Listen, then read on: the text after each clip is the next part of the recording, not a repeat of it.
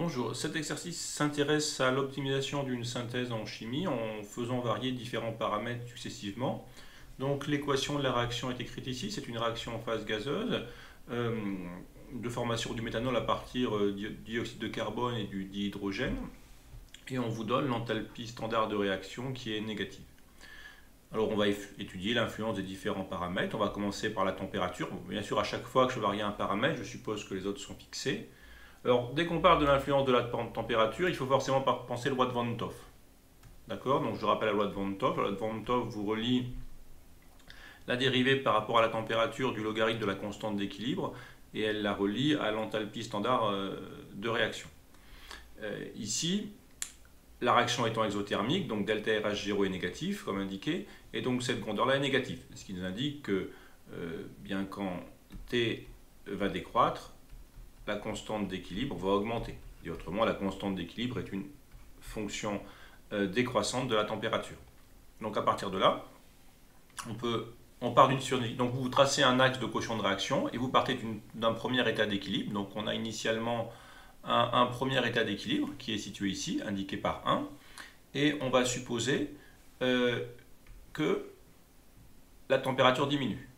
D'accord? Donc si la température diminue, donc T décroît, ça entraîne le constant de réaction qui augmente, et donc vous vous retrouvez avec une constante de réaction qui est plus élevée, K02, qui veut dire en fait, si vous voulez, la constante d'équilibre à la nouvelle température T2, T2 étant inférieur à T1. Et maintenant, le système doit revenir à l'équilibre, et on constate que pour que le système puisse revenir à l'équilibre, il faut que le quotient de réaction rejoigne la constante d'équilibre, d'accord? Et là, vous aurez maintenant le QR2 qui sera à nouveau égal à K01. Donc, encore une fois, ça c'est l'action de l'opérateur. Action de l'opérateur qui diminue la température, la constante d'équilibre augmente, et ça c'est le retour à l'équilibre du système qui est associé à un QR qui va augmenter, et donc une réaction dans le sens direct. Parce que QR, c'est le rapport des activités des produits sur les réactifs. Donc pour que le quotient de réaction augmente, il faut bien augmenter le numérateur et diminuer le dénominateur, ce qui correspond bien à une réaction dans le sens direct. Donc on conclut que finalement, eh bien, la réaction est favorisée à basse température, car c'est bien en baissant la température que la réaction s'est déroulée dans le sens direct. Donc la réaction est favorisée à basse température.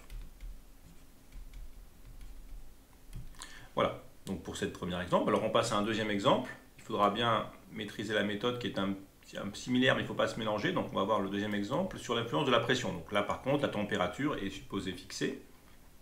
Alors pour faire cela, il faut bien écrire le quotient de réaction. Là vous êtes contraint d'écrire le quotient de réaction. Donc on peut essayer de le retrouver, ce quotient de réaction. Je l'ai écrit ici, mais retrouvons-le plus ou moins rapidement. Donc on se rappelle que c'est l'activité des produits sur l'activité des réactifs. Et donc, vu qu'on a des espèces en phase gazeuse, on pourra simplement remplacer les activités à l'aide des pressions partielles.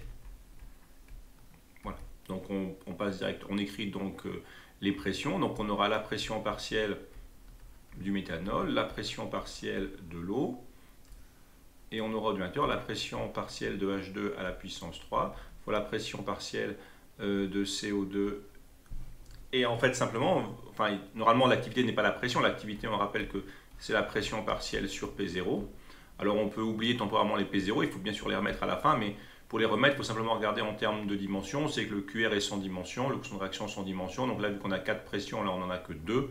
Il y a forcément un P0 carré qui doit apparaître au numérateur pour que les pressions soient bien, que le terme finalement à droite soit sans dimension. Sinon on fait vraiment à la main et on simplifie après les P0. Et ensuite on dit que PI c'est XI P tot. Donc de la même façon, je peux remplacer, donc ici ça fait XCH3OH, là ici XH2O, là ici XH2 puissance 3, là ici XCO2. Et de la même façon pour les pressions, ben, P tot, vous voyez bien qu'il va apparaître 4 fois en bas et 2 fois au numérateur, et c'est logique parce qu'on retrouve bien P sur P tot au carré. Bon, vous êtes un peu moins à l'aise, vous allez un peu moins vite que ça, mais le principe est là. Et pour terminer, je remplace, il me reste la troisième relation utilisée, qui est que maintenant, les xi, c'est le ni sur le n tot gaz, hein, uniquement les espèces gazeuses. Et donc, je remplace à ce moment-là les xi, donc là, il y aura le nombre de moles de méthanol, ici le nombre de moles de H2O, ici le nombre de moles de H2 à la puissance 3 fois le nombre de moles de CO2. Je recopie, alors bien sûr il faut corriger pour le nombre de moles total, le faire apparaître. Donc ici vous avez 4 nombres de moles, ici vous n'en avez que 2, donc forcément pour que ça soit sans dimension, le nombre de moles total gazeux doit apparaître là au carré. Et enfin P0 sur P tot carré. Voilà. Encore une fois, les étapes sont bien là. D'abord les pressions partielles, puis les fractions molaires, puis les nombres de moles, avec les trois relations qui sont ici. Et vous pouvez aller un peu moins vite que moi en remplaçant à chaque fois complètement les termes, où on peut corriger à la fin pour trouver le P tot et le N tot gaz en fonction des dimensions. Voilà, et on retrouve bien la formule qui est ici. Donc maintenant, je vais repartir de cette formule-là, qui est écrite ici. Alors, ce qu'on fait ici, c'est que on constate que le quotient de réaction, c'est une fonction décroissante de la pression totale. Donc on imagine que, dans un premier temps, je repars d'une situation d'équilibre, mais là il faut bien faire attention. Le point clé ici, c'est qu'on fait l'influence de la pression à, à T fixé. Donc vu que T est fixé, et vu que la constante d'équilibre ne dépend que de la température, ce terme-là ne change jamais. D'accord? Donc si vous commencez un exercice par l'influence de la pression à la constante d'équilibre varie, c'est terminé, c'est faux. Si on est à T fixé, la constante d'équilibre ne bougera jamais. Ce qui va évoluer, c'est le quotient de réaction. Donc vous supposez par exemple une augmentation de la pression totale, l'opérateur agit, et donc l'action de l'opérateur c'est d'augmenter la pression, et vu la formule écrite ici, d'où l'intérêt de l'avoir écrite, ici on suppose que P tot augmente, donc ça c'est l'action de l'opérateur. La pression augmente, et si la pression augmente, ça entraîne que le quotient de réaction va décroître. Et vous trouvez un certain QR2. Et maintenant, il faut faire le retour à l'équilibre. Et maintenant, vous êtes à une situation où vous avez augmenté la pression, le quotient de réaction n'est plus égal à la constante d'équilibre, et le système va revenir à l'équilibre. Donc pour revenir à l'équilibre, eh bien, il doit faire réaugmenter le quotient de réaction. Alors non pas en augmentant la pression, parce que la pression ayant été modifiée, il va augmenter l'autre terme du quotient de réaction, et donc il va jouer sur les quantités de matière de telle façon à revenir à l'équilibre. Et donc le retour à l'équilibre se fait ainsi, en jouant sur les quantités de matière. Donc là c'est retour à l'équilibre. Et on a, et c'est sens direct, parce qu'on a à nouveau au retour à l'équilibre, on voit que le quotient de réaction qui était à la valeur 2 doit revenir à la constante d'équilibre, donc il doit réaugmenter. Et une augmentation du quotient de réaction, c'est bien sûr toujours une réaction dans le sens direct. Voilà. Et donc finalement, on conclut que la réaction est favorisée par une augmentation de pression. Voilà. Et enfin, le dernier situation. Donc, mais voyez bien la différence de fonctionnement, d'accord? Quand c'est la température qui évolue, la constante d'équilibre change et le quotient de réaction se réajuste. Alors que lorsque c'est la pression qui change, la constante d'équilibre ne change jamais. C'est le quotient de réaction qui évolue, donc soit croissant, soit décroissant selon sa dépendance sur la pression totale. Et ensuite, ce quotient de réaction qui a évolué sous l'effet de la pression totale revient à l'équilibre en modifiant les quantités de matière. Et donc une réaction soit dans le sens direct s'il augmente, soit dans le sens indirect s'il doit diminuer pour atteindre à nouveau l'équilibre. Mais vous voyez bien que la mécanique est un peu différente. D'accord? Quelle est la grandeur qui change? Donc dernière étape, le cas de l'ajout d'un composant inerte. Donc là on va jouer sur N tot gaz. Donc j'ai écrit N tot, mais c'est bien le N tot gaz qui est ici. Et donc là, bon, on fait la même mécanique. Donc on part du quotient de réaction, à nouveau. Encore une fois, là, on suppose que, on va remettre ça, mais on va indiquer que bien on est à P tot et T fixé.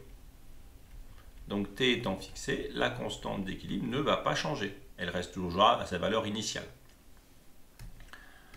Et ce qu'on va avoir par contre, c'est qu'on voit que le quotient de réaction est une fonction croissante de la quantité de matière totale. Donc j'imagine que j'ajoute un composant inerte.